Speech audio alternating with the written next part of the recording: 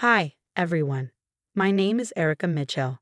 Never in my wildest dreams did I think my business degree from NYU would lead me to hiding my success from my own family. 3 years ago, I met John Mitchell at a cozy coffee shop. He was charming, kind, and everything I thought I wanted. Our love story felt like a dream until I met his mother, Victoria. "You could save so much money living here," Victoria had said after our wedding, gesturing grandly around her sprawling mansion. "Why waste money on rent? Families should stick together." John squeezed my hand, his eyes pleading. "Mom's right, honey. We could save for our own place so much faster." The warning signs should have been obvious, but I ignored them. Within weeks, Victoria had taken over our finances. "Let me handle the bills, dear," she cooed with that syrupy smile of hers. "You're both so busy. Just hand over your paychecks, and I'll make sure everything's taken care of." John nodded eagerly. "See, Mom's amazing with money. We're still lucky." But our savings never seemed to grow. Every time I asked about our account balance, Victoria would wave me off. "Oh, you know how expenses are," she'd say breezily, then shift the conversation. "By the way, where were you yesterday afternoon?" It didn't take long to realize she was tracking me. She'd call out of the blue, show up unannounced at places I'd mentioned, and even check my car's mileage. Around that time, my best friend Diana offered me a position at her marketing firm. "Girl, you're wasting your talent," she said over coffee. "I need someone with your skills." I took the job, but I didn't tell Victoria. Instead, I told her I'd joined a book club. For 3 months, I kept the job a secret, quietly building my own savings. John, too preoccupied with earning his mother's approval, didn't notice a thing. "You've always been such a disappointment," I overheard Victoria scold him once. "Thank God you at least married someone with a decent head on her shoulders." Occasionally, John's father, Peter, would visit. He'd hand over checks to fund Victoria's extravagant tastes. "Nothing but the best for my Vicky," he'd say with a grin, blissfully unaware of her manipulations. Then came the LinkedIn post. Diana's company landed a major client, and she tagged me in a celebratory photo. "Congratulations to our brilliant marketing strategist, Erica Mitchell." I was in the kitchen when Victoria stormed in, her face a mask of fury, her tablet clutched in one hand and a leather belt in the other. "You sneaking, lying little snake," she screeched. The first strike landed across my back. "How dare you go behind my back?" Another strike. "After everything I've done for you." I collapsed to the floor, shielding my face as the belt came down again and again. John stood frozen in the doorway, pale and trembling. "Mom, please." "Shut up, John," she snapped. "This ungrateful little wretch needs to learn respect." When it was over, I lay on the cold tile, my body trembling, tears streaming down my face. But in that moment, something shifted. Not fear, not shame. Determination. That night, as I pressed ice packs against my bruises, I made a vow. Victoria Mitchell was about to learn that not everyone could be controlled. Her reign of terror was coming to an end. I started keeping a detailed journal, recording every insult, every manipulation, every questionable financial move. To Victoria, I played the role of the perfect, submissive daughter-in-law. But behind the scenes, I was gathering evidence. "There's something fishy about her tax records," Diana said one day, scrolling through her laptop. "Look at these property transfers." "How did you get those?" I asked. Diana smirked. "Let's just say I know people who know people. And get this, your mother-in-law has been married 3 times. Not once like she claims." That's how we found Rachel Thompson. Meeting her at a quiet cafe felt like peering into a mirror, a glimpse of what my future might hold if I didn't act. "She did the same thing to me," Rachel whispered, her hands trembling around her coffee cup. "First, she made us move in. Then she took control of everything, every penny." When I tried to speak, Rachel slowly pulled back her sleeve, revealing a lattice of faded scars. "Robert, her second son, just stood there," she said, her voice cracking. "Watched, just like your James does." "Did you ever report her?" I asked softly. Rachel gave a bitter laugh. "She convinced everyone I was mentally unstable. Even Robert believed her. The divorce ruined me." Her words lingered as I noticed Victoria's behavior shifting. She started having frequent secretive meetings with a man named Marcus Reynolds. One afternoon, I overheard them in Victoria's study. "The invoices need to look legitimate," she said in a low voice. "Peter can't suspect a thing." Relax, Vicky, Marcus replied. We've been siphoning money from his company for months. He's too love-struck to notice. Heart pounding, I carefully cracked the door open, recording their conversation on my phone. What about your current son? Marcus asked. Any chance he'll inherit soon? Victoria's laugh was cold, cruel. James, that pathetic fool would sign over everything to me anyway. But Peter's been talking to his lawyer about changing the will. We need to move faster. Meanwhile, James was unraveling. One night, I found him sitting on the edge of our bed, staring blankly at the wall. I can never make her happy, Erica, he whispered. Nothing I do is ever enough. Maybe that's because. Don't, he cut me off, his voice sharp. You don't understand. Mom sacrificed everything for me. Did she? I asked gently. Or is that just what she wants you to believe? He didn't respond, just turned away and popped another antidepressant. Victoria had convinced him he needed them years ago. But I was starting to wonder if they were doing more harm than good. Later that week, I caught Victoria tampering with his medication.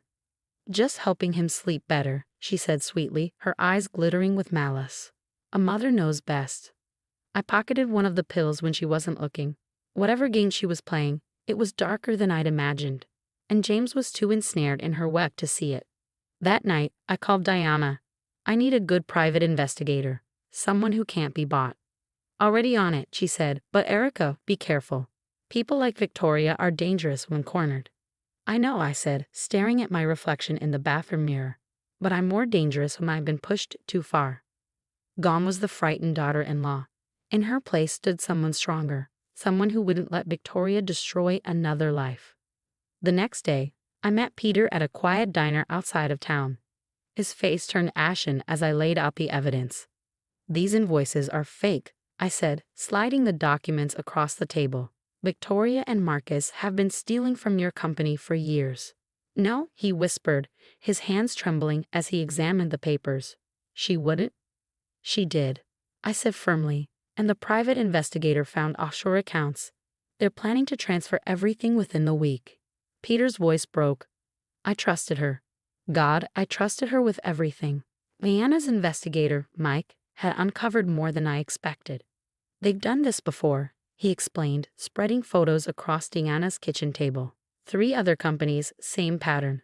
Marcus Reynolds is just her latest partner. I anonymously sent the evidence to the Wall Street Journal. Within days, the story broke. Prominent businessman's wife implicated in multi-million-dollar fraud scheme.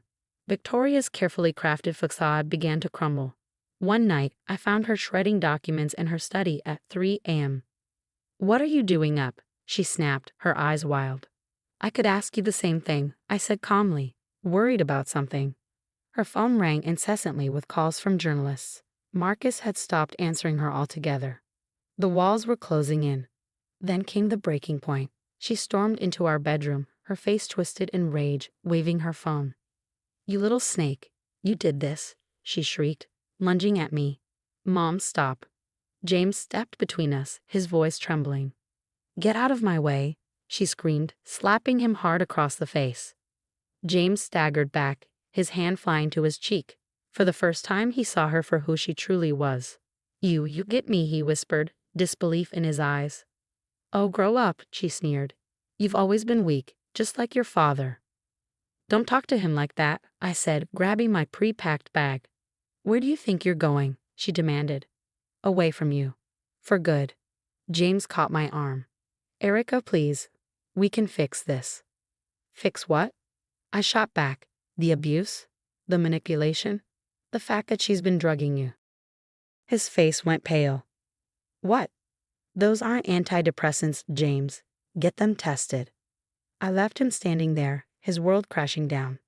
Outside, Diana waited in her car. Victoria chased me down the driveway, screaming.